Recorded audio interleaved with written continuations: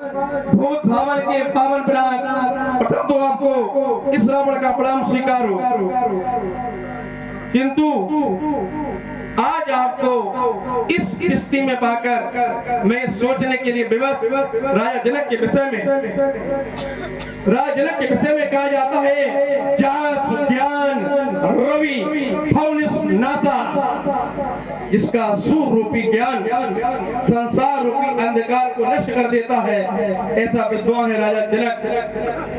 किंतु यहाँ आकर मिथिला के अंदर जब मैंने राजा जनक के कृत्यों पर दृष्टिपात किया तो आचरण सुनने के विपरीत राजा जनक जैसे तत्व ज्ञानी, ब्रह्म ज्ञानी, परमेश्वर तत्व को प्राप्त होने वाला महापुरुष आज जो कि अपने मन में ब्रह्म सुख का अनुभव इन्हीं बिलों कर चुका है, इन्हीं बिलों ब्रह्म सुखी मन त्यागा, जिसके मन ने जबरदस्ती ब्रह्म सुख का त्याग कर दिया हो, उसके बावजूद भी राज जनक का ये पड़े कि सोई पुरारी को दंड कठोरा, राज समाज आज ही तोड़ा। क्या राजा जनक ज्ञान मूक हो गया है? ज्ञान मूक चार प्रकार के होते हैं, मूक चार प्रकार के होते हैं, ज्ञान मूक, वचन मूक, धर्म मूक, अधर्म मूक। राजा जनक ज्ञान मूक है। ज्ञान मूक क्यों कहा गया है? क्योंकि परमेश्वर के तत्व को प्राप्त होकर भी, परमेश्वर के तत्व को पहचान कर भी, या यो कह रहे हैं परमेश्वर तत्व को प्राप्त होकर भी अपनी बुद्धि को पंगु किए बैठे हैं। पंगु तीन प्रकार के होते हैं, कर्म पंगु, सुमत पंगु, पद पंगु। राजा जनक की कोटि सुमत पंगु की है, जो पहले परमेश्वर के सर्व को पहचान लिया, उसके बावजूद भी इस प्रकार का निर्णय, उसके बावजूद भी कर्म की महत्ता, ऐसा क्यों है? कोई मिथिला के अंदर नहर जिस रावण का सामना कर सके? है कौन सिंगनी का लाल जो लंका पथ से टकराए, इसने मां का दूध पिया, सन्मुख जोर दिखलाए, उसे खुली चुनौती देता रावण धनुष खंडन करने आएगा, लंकेश का पड़े वो जीवन भर बचाएगा।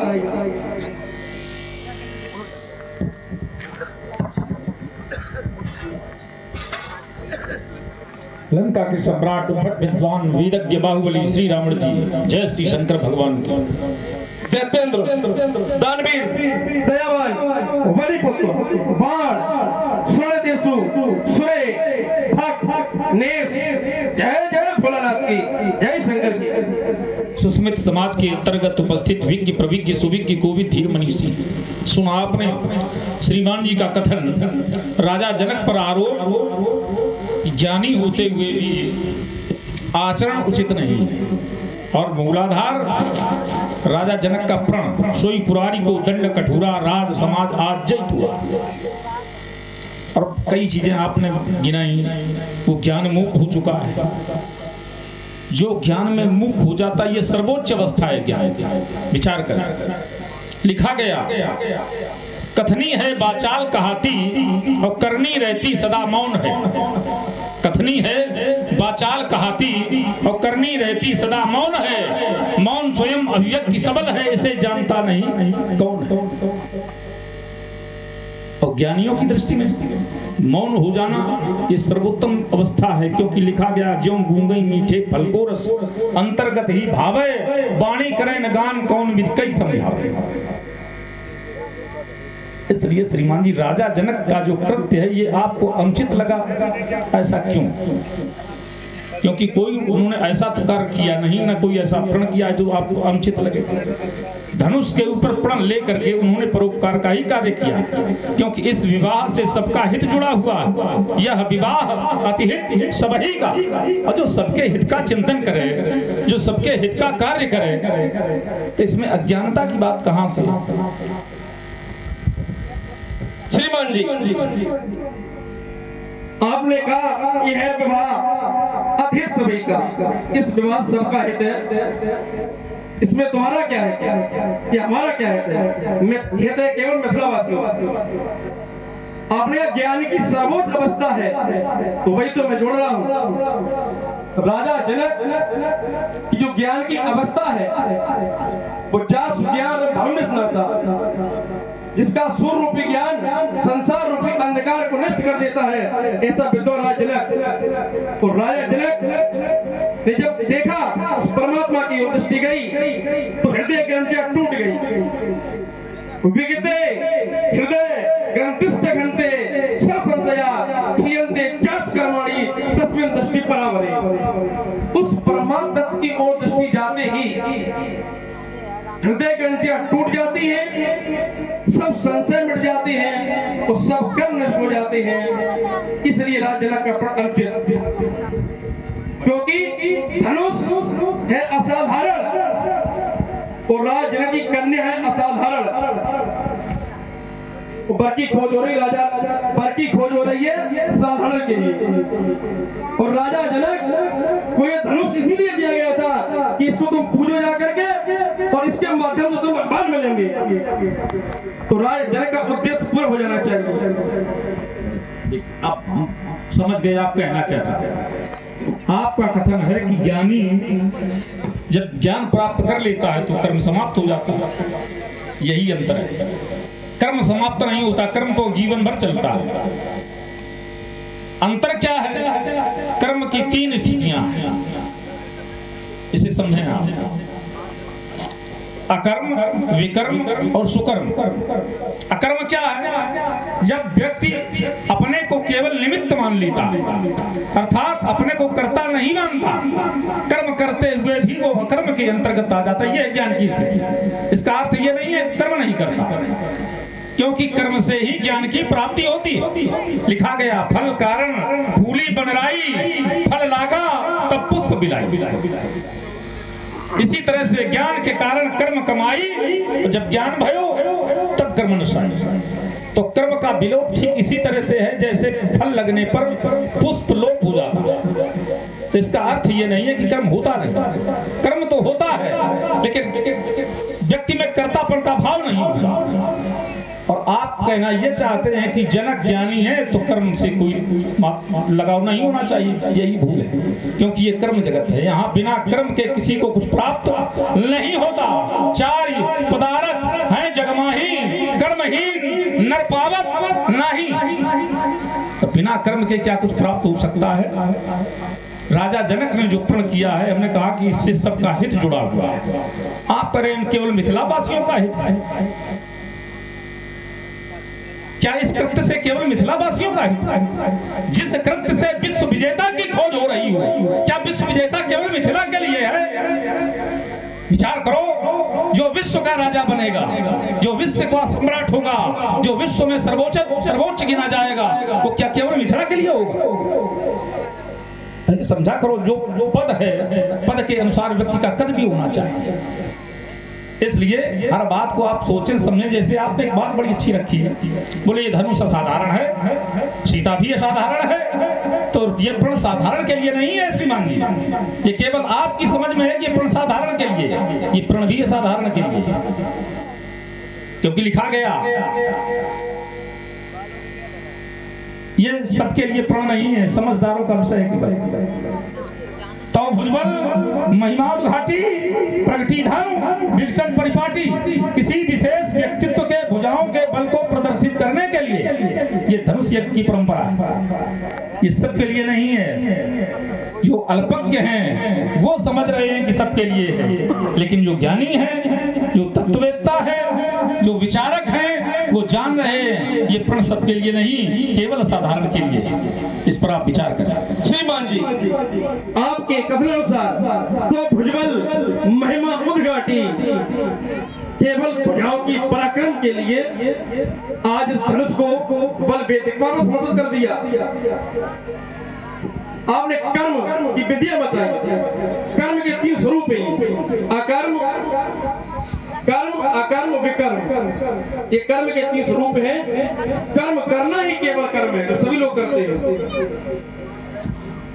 विकर्म क्या है? जो शास्त्र का उल्लंघन करके जो कर्म किया जाता है उसे विकर्म कहते हैं। और अकर्म निष्काम कर्म ही प्रशंसनीय है, वो अकर्म है। जो कर्म हरि को समर्पित नहीं किया जाता है वो कैसा होता है? राजनीत धर्मा हरे समर्पे विसत्कर्मा। आपने कहे 4 पदार्थ हे जगमाही कर्म ही नर पावत नहीं। 4 पदार्थ अर्थ, धर्म, काम और मोक्ष केवल ये समाहित साधन पर है। 4 पदार्थ है जगमाही कर्म ही नर पावत नहीं, केवल ये समाहित साधन पर है। और आध्यात्मिक धर्म से जोड़ोगे तो वही जो राम रच राखा को करता बढ़ावे साखा। कर्म तो सभी करते हैं। इसी कर्म के विषय में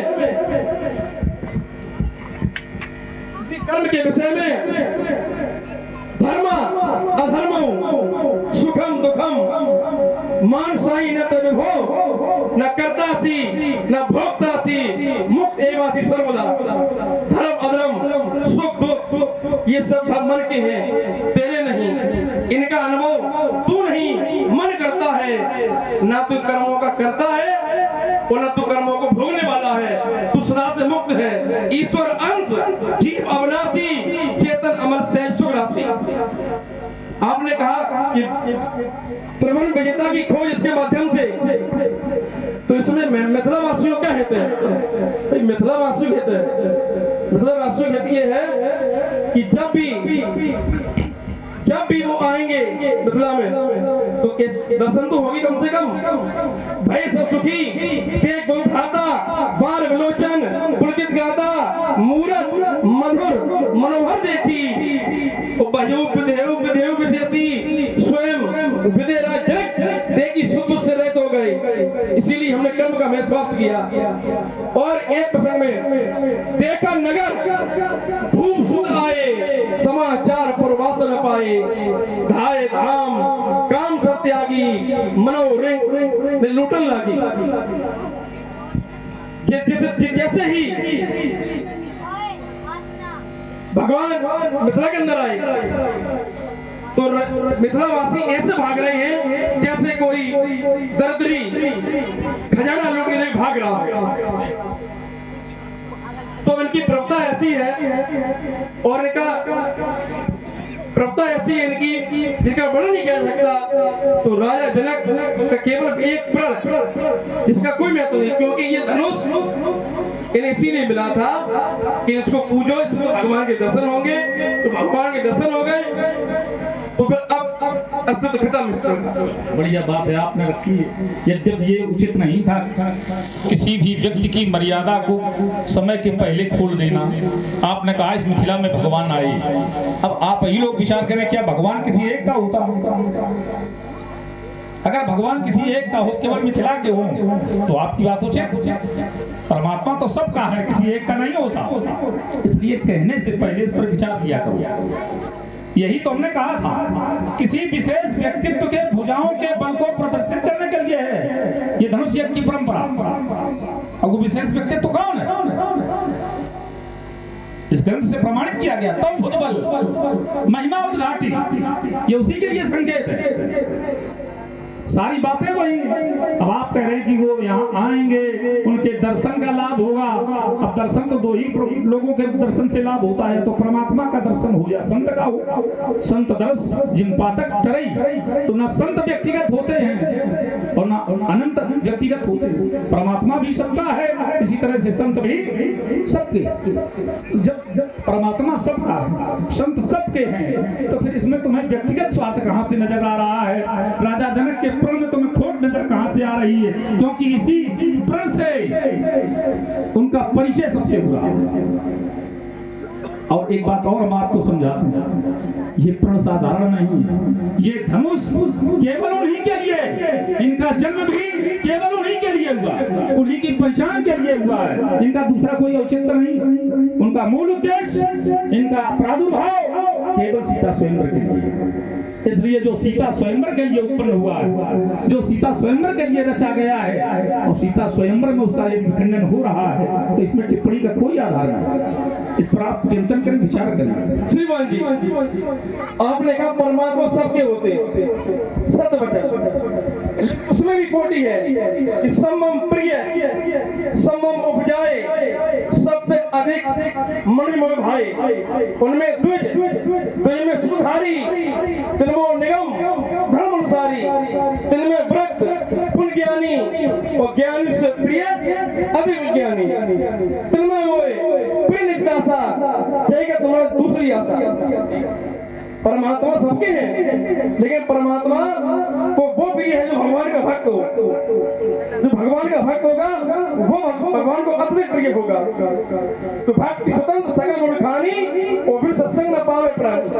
जो भगवान का भक्त होगा वही भगवान को अधिक प्रिय होगा, क्योंकि एक पिता के विपिन कुमारा होए पृथक गुणशील आचारा, को पंडित को तापस ज्ञाता, को धर्मंत स्वर्ग दाता। एक पिता के अनेक पुत्र होते हैं, कोई ज्ञानी होता है, कोई पंडित होता है, कोई सूरवीर होता है, कोई धर्मान होता है, लेकिन पिता को वही पुत्र सबसे ज्यादा प्यारा होता है जो सेवारत हो। करो सदा दिन की रखवारी, और जिम बालक राके महतारी। अब आपने सीधा जोड़ दिया धनुष को कि सीधा सोमवार के लिए धनुष चाहिए। ये धनुष देवराज को धर्म स्वरूप दिया गया था। देवराज इति ख्यातो निमित्त ज्येष्ठो महीपति न्यासोयम तस्य भगवान हस्ते दत्तो महात्मना। ये धनुष धर्म स्वरूप दिया गया था रखने के लिए, और न्यास रूपी धरोहर होती है जो मूल स्वामी को उसी रूप में वापस करनी पड़ती है। राजा ने खुलवा तो दे रही है धनुष को, क्या फिर वापस कर पाएंगे इसको? नहीं कर पाएंगे। क्या वापस नहीं कर पाएंगे? देखिए, अब देखिए, समझिए, हमने जो बात रखी थी, इनका प्रादुर्भाव केवल सीता स्वयंवर के लिए हमने ऐसे नहीं कहा, स्पष्ट प्रमाण दिया जाता है। तान दृष्टा तू पूजित्वा जनकस्य यथार्थता, तान दृष्टा तू पूजित्वा जनकस्य यथार्थता यत् सीताया समर्पन्ना धनुर्महेश्वरम। ये सीता स्वयंवर के लिए उत्पन्न किए गए हैं, सीता स्वयंवर के लिए इनका प्रादुर्भाव हुआ है। अब विचार करो, जो जिसके लिए आया है वही तो कार्य करेगा, उसमें अनुचित क्या? समझने का विषय है। जैसे आपने बड़ी अच्छी बात रखी, परमात्मा ने सबको उत्पन्न किया है, परमात्मा सबके लिए, लेकिन वो किसी को अधिक चाहता है, किसी को कम। ये केवल भूल है, समझने का विषय है। उन्होंने कहा समम प्री समम उपजाए, सबसे अधिक मनुज मुई भाई। अंतर सिर्फ इतना है, जो व्यक्ति जिसके प्रति जितनी निष्ठा रखता है, तो क्रिया के विपरीत प्रतिक्रिया नियम है, वह व्यक्ति उसके प्रति उतनी ही निष्ठा रखेगा। अब अंतर क्या? एक बार एक प्रश्न किया गया भगवान से कि आप सबको अपना कहते हैं, लेकिन क्रिया में भिन्नता क्यों? भक्त को आप दर्शन देते हैं और दुष्ट को आप मारते हैं, तो आप ये फिर क्यों कहते समम प्री समम उपजाए? तो परमात्मा ने उत्तर दिया, हमारी क्रिया में भिन्नता हो सकती है, कृत्य में भिन्नता हो सकती, लेकिन परिणाम में भिन्नता नहीं है। मैं जैसे भक्तों को दर्शन देकर तारता हूँ, ऐसे ही दुष्टों को मार कर तारता हूँ, तारता दोनों को। अब विचार करो, जो परिणाम में समानता रखे, केवल दृश्य मात्र में भिन्नता होना भिन्नता नहीं है। दृश्य भिन्न हो सकता है, यदि परिणाम भिन्न नहीं है तो वो सर्वोत्तम स्थिति है। ये केवल परमात्मा कर सकता है, सबकी बस की बात नहीं है। तो फिर भिन्नता देखना उचित नहीं है। कहियत भिन्न न भिन्न, जिनके विषय में कहा गया कहियत भिन्न न भिन्न, वो ऐसे व्यक्ति में भिन्नता देखना, ऐसे व्यक्तित्व में भिन्नता देखना, ये श्रीमान जी अज्ञता है, अल्पज्ञता है। उनमें भिन्नता का दर्शन संभव नहीं है। इसलिए आप समझें, ये सीता स्वयंवर के लिए उत्पन्न हुए। आपने एक बड़ी अच्छी बात रखी, ये न्यास के रूप में दिए गए, अर्थात धरोहर। धरोहर होती हैं 5 प्रकार, 5 प्रकार की धरोहर में ये न्यास रूप धरोहर। धरोहर कोई भी ऐसी धरोहर नहीं है जिसको वापस करने का नियम ना हो। अंतर क्या है? कुछ धरोहर ऐसी होती है जो हूबहू लौटाई जाती है। जैसे उपनिधि नाम की धरोहर जिस प्रकार से रखी जाएगी उसी प्रकार से लौटा दी जाएगी। और किसी धरोहर के विषय में नियम नहीं है कि जैसी हो वैसी ही वापस की जाए, परिवर्तित भी की जा सकती। जैसे आपने किसी को मुद्राएं धरोहर के रूप में दी हो, ये आवश्यक नहीं जो आपने दी हो वही वापस की जाए। मुद्राओं के बदले में उतनी ही मुद्राएं वापस की जा सकती, जिसे निक्षेप कहते हैं। निक्षेप का अर्थ है जो गिन करके सामग्री रखी जाए। जैसे मुद्राएं गिन करके किसी के यहाँ धरोहर के रूप में रख दी जाए, यह निक्षेप अवस्था है। तो निक्षेप का अर्थ है कि उतनी ही मुद्राएं लौटानी आवश्यक है। तो इसलिए श्रीमान जी इसको मूलाधार बनाना उचित नहीं। जैसे धरोहर एक जगह और रखी गई, महात्मा दधीच के पास धरोहर रखी गई, क्या वो लौटा पाए? घिस घिस करके पी गए, उनका तेज पान कर गए, क्या उन्हें लौटाया? समस्या ये नहीं है। समस्या यह है जब विश्व में कोई समस्या बने और उस समस्या का समाधान करने के लिए संत और राजा ये स्वतंत्र होते हैं, अपने विवेक से निर्णय लेने का इन्हें अधिकार होता है। तो उस समय की समस्या जो थी उसमें स्वयं विवेक से निर्णय लेकर के महात्मा दधीच ने जो किया उनका कोई विरोध नहीं किया गया।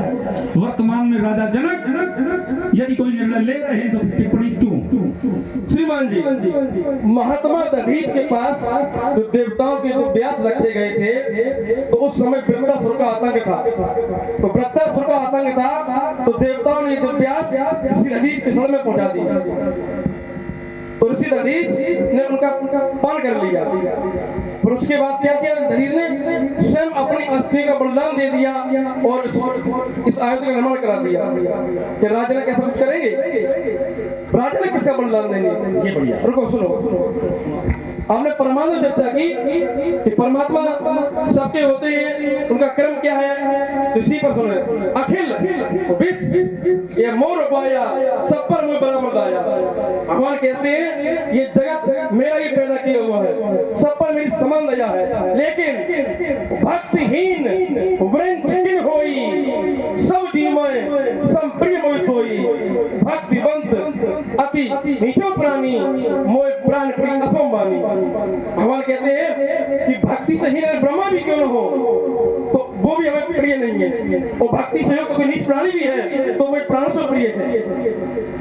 सर्वप्रथम ब्रह्म, वे परमात्मा प्रकरण में व्याप्त है और प्रभु के तीन विशेषण है। ब्रह्म, परमात्मा, भगवान। ब्रह्मेति परमात्मेति भगवान इति संहिता ओम ईश्वर पदम पद सर्वम कि जगत्यम जगत। वेद वाक्य अनुसार वे ब्रह्म सर्वभौमिकता होने कारण, प्रकरण में व्यापकता होने कारण उनका नाम ब्रह्म है। और जब आत्मा से परमात्मा का साक्षात्कार होता है, ये जो कह दिया जाए कि जब आत्मा से परमात्मा का मिलन होता है तो उनका नाम परमात्मा है। तो जब वो अवतार लेते हो तो उनका नाम भगवान है। ये भगवान की अखंडता अनंतता का परिचय है। तो भगवान के लिए तो सब समान है। कर तुम अगर तुम अनंता कर तुम सब भगवान, भगवान सब, भगवान के लिए सभी समान है, कोई ऊंचा है या नीचा है। भगवान की दृष्टि में अखिल विश्व ये मोर पाया, सब पर बराबर आया। और धनुष की चर्चा करो सीता स्वयंवर की, तो सीता स्वयंवर हो चुका है। कैसे हो चुका है? सीता ने जब स्वयंवर को चुन लिया हो तो सीता इस प्रण से सीता ने स्वयंवर को चुन लिया हो तो प्रण कैसा? तो नक्शिक देख अमुक का शोभा सुमिर पिता परम अक्षोभा। सीता को भी इस प्रण से कष्ट है, उन्होंने सीता को भी इस प्रण से कष्ट है कि जब किसी की मूर्ति को देखा तो तो जब दोनों की पहले से ही निश्चित है तो धनुष युद्ध का आयोजन क्यों? तो पहले से निश्चित है। और नारद ने कहा भी था योग माया विसीतेति जाता वेद बेस्मनिम अतस्तुम राघवायम देहिम सीताम प्रजंता। इस सीता ने योग माया के रूप में तुम्हारी जन्म लिया है। ये पहले से ही परमात्मा अमुक की भार्या है। तो प्रपंच क्यों रचाया जा रहा है? एक महात्मा की शुक्र द्वापर क्यों लगाई जा रही है? एक महात्मा के सूरत क्यों दब लगाया रहे हैं, बताएं। श्रीमान जी, चलो आपने इस बात को तो स्वीकार किया, परमात्मा सबका है, परमात्मा विभिन्नता का दर्शन उचित नहीं, और आपने प्रमाणित भी किया, अखिल विश्व या मोर पाया, सब पर मोर बराबर दाया। अब आपने दो तर्क और रखे नहीं, इस पर आप चिंतन कर लें, बड़ा अच्छा लगेगा। आपने कहा महात्मा दधीच ने तेज पान किया तो उसको लौटाया, क्या दिव्यास्त्र लौटाए महात्मा दधीच? आपसे केवल सीधा सा प्रश्न है, जो दिया गया था क्या वही लौटाया दधीच ने? उसके बदले में हड्डियां दी। जब बदले में हड्डियां दी गई हैं और महात्मा जनक जो धनुष तोड़ेगा उसे बेटी देंगे। बेटी भी आत्मा का टुकड़ा है, बेटी भी आत्मा का टुकड़ा है। तो जैसे उन्होंने हड्डियां दी तो राजा जनक बेटी दे रहे हैं, क्या अंतर? दोनों का योगदान बदले में लौटाया जा रहा है। इसलिए श्रीमान जी इस पर टिप्पणी सर्वथा उचित करें, क्योंकि ये जो स्वयंवर है ये इच्छित स्वयंवर नहीं है। जैसे आपने उत्तर किया कि स्वयंवर तो हो चुका, अगर इच्छित होता तो तुम्हारी बात उचित होती। ये इच्छित है कि लक्षित है, पहले इसको समझो। ये है वीर श्रुतासुर, इसके लिए पराक्रम निश्चित किया गया है। जो पराक्रम दिखाएगा केवल सीता उसे दी जाएगी। तो इच्छित स्वयंवर होता तो तुम्हारी बात पर विचार करते, लेकिन ये इच्छित नहीं है, लक्षित स्वयंवर है। जो लक्ष्य की प्राप्ति करे अपने पराक्रम के माध्यम से वही विजेता घोषित होगा। तो इस पर आप टिप्पणी करें। बहुत सुंदर, बहुत अच्छा घुमाया श्रीमान जी। दधीच ने जो दिव्यास वापिस नहीं किया तो अपना बलिदान दिया, और महात्मा जनक बेटी दे रहे हैं। तो बेटी सभी लोग, ये तो सभी लोग देते हैं बेटी, तो नया काम नहीं कर रही है। जो घर वर कुल होए अनुपा करी विवाह सुता रूपा, जो घर वर कुल अनुपा अनूप हो, अनुकूल हो, वहां विवाह करना चाहिए। तो ये राज जनक अपनी बेटी का विवाह कर रहे हैं, उत्तम कार्य है। भाई बेटी के विवाह सभी लोग करते हैं, तो क्या बेटी के विवाह के लिए एक धरोहर को नष्ट करा दिया जाए? अरे बेटी तो शक्ति स्वरूपा है, या देवी सर्वभूतेषु शक्ति रूपेण संस्थिता, नमस्तस्यै नमस्तस्यै नमस्ते नमो नमः। तो बेटी से हमें कोई आपत्ति नहीं है, हम तो बेटी के पक्ष में खड़े हैं। बेटी क्यों सुनो, क्योंकि कि अधिक सुनने की इसलिए आवश्यकता नहीं है कि बहुत अधिक सुनना जो है नीरस विषय है। इसे बोले ना देखिए, यहाँ एक बात समझे, हमने एक बात संबंध में स्पष्ट किया, ये धनुष सीता के लिए है और सीता का वध धनुष से निश्चित है। तो इस पर तर्क का कोई आधार नहीं। जब हमने स्पष्ट कर दिया इस धनुष का जो निर्माण हुआ केवल सीता स्वयंवर के लिए। अब आप विचार करो, पिता ने जो संपत्ति बेटी के लिए रखी हो और उसके लिए उपयोग किया जाए और आप आरोप लगाएं, अरे इस पर तो सब पुत्रों का अधिकार होना चाहिए। हर पिता पहले से निश्चित करता है।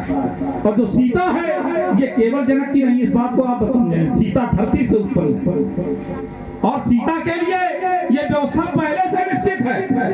ये सीताया समुत्पन्ना धनुर्महेश्वरम है, जिसने सीता को प्रगटाया है उसी ने ये व्यवस्था निश्चित की है कि उनके ही स्वयंवर के लिए इसका भी प्रादुर्भाव किया गया। तो फिर ये कोई तर्क का आधार नहीं है, क्योंकि एक दूसरे के कोटि पूरक, बिना इनके सीता स्वयंवर नहीं और इनके बिना सीता का लक्ष्य प्राप्त होना संभव नहीं। तो फिर इस ये तर्क का आधार नहीं। मूल विषय है आपने जनक के कृत्य पर टिप्पणी की थी, तो कृत्य को अनुचित बताने का उद्देश्य केवल इस पर तर्क हो सकता है, तर्क इस पर नहीं हो सकता। वही तो जोड़ा था, जनक के नृत्य क्यों है? आपने घुमा दिया इसको। ये धनुष आपने कहीं पढ़ा होगा, अच्छी बात है, लेकिन ये धनुष हमने पढ़ा देवराज इति ख्यातो निमित्त ज्येष्ठो महीपति न्यासोऽयं तस्य भगवान स्तुतो महात्मना। ये धनुष राजनक के पूर्वज को दिया गया था केवल धर्म स्वरूप और पूजने के लिए। ये राजनक 16 पीढ़ी से इसका पूजन कर रहे हैं, ठीक है। आज इसको को बल बेबस मत कर दिया। आपने प्रमाण पढ़ा, अच्छी बात है, इसको स्वीकार करते हैं, ठीक है। इसी पर सुने आप अलग चिंतन कि कृत्य क्या है। तो राजा जनक का कृत्य अनुचित है। अनुचित क्यों है? क्योंकि कर्म के विषय में जितनी भी विधियां हैं सब निषेध है। कर्म तब तक करना चाहिए जब तक कर्म जगत और उससे प्राप्त होने वाले स्वर्ग सुख बयान हो जाए। तो तब कर्मणि कुर्वीत ना नरगत यावता मत कथा सोड़ा वो श्रद्धा जुड़ जाती है।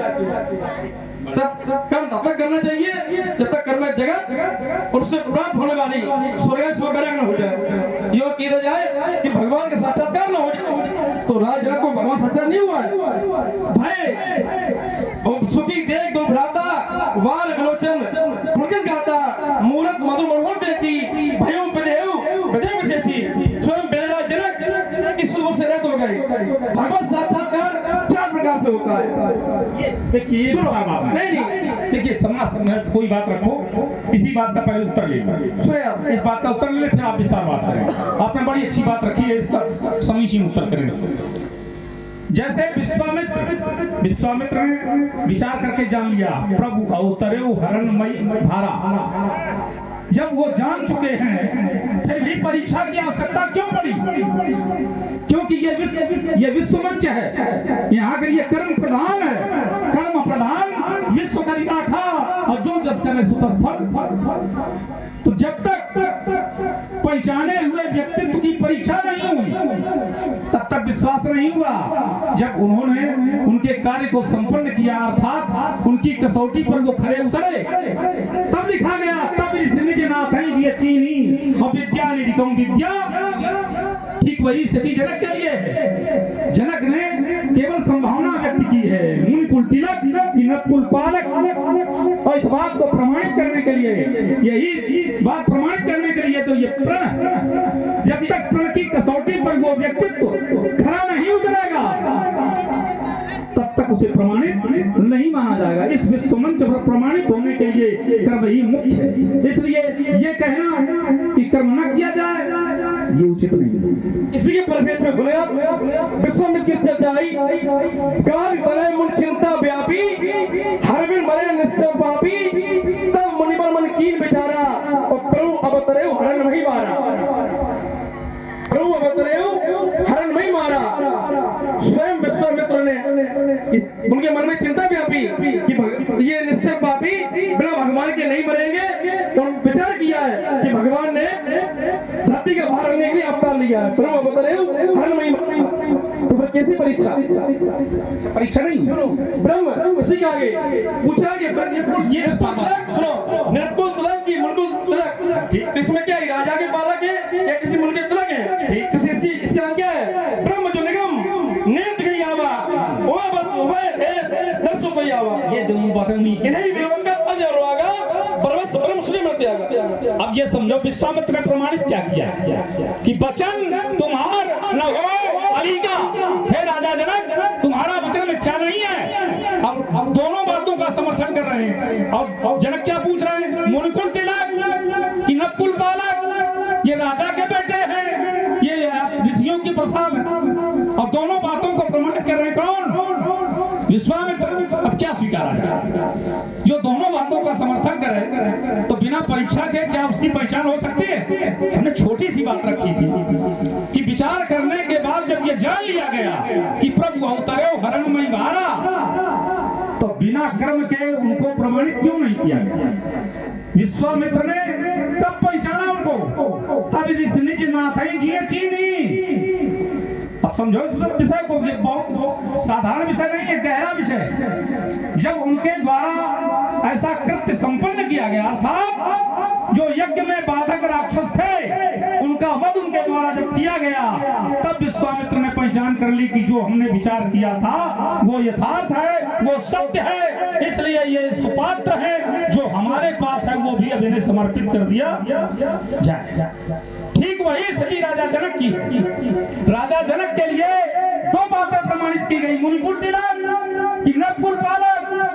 तो अब नकुल पालक के लिए परीक्षा राजा जनक ले रहे कि वास्तव में ये हमारे अनुरूप हैं या नहीं। इसलिए श्रीमान जी बिना कर्म के इस संसार में किसी की कोई पहचान नहीं। जैसे जन्म से हर व्यक्ति शून्य होता, जन्म से हर व्यक्ति शून्य होता है, योग्यता कर्म से उत्पन्न होती है। जो कर्म करता है उसे ही योग्यता प्राप्त होती। जैसे वंश परंपरागत भले ही किसी को राजगद्दी मिल जाए, लेकिन क्या बुद्धि मिल सकती है?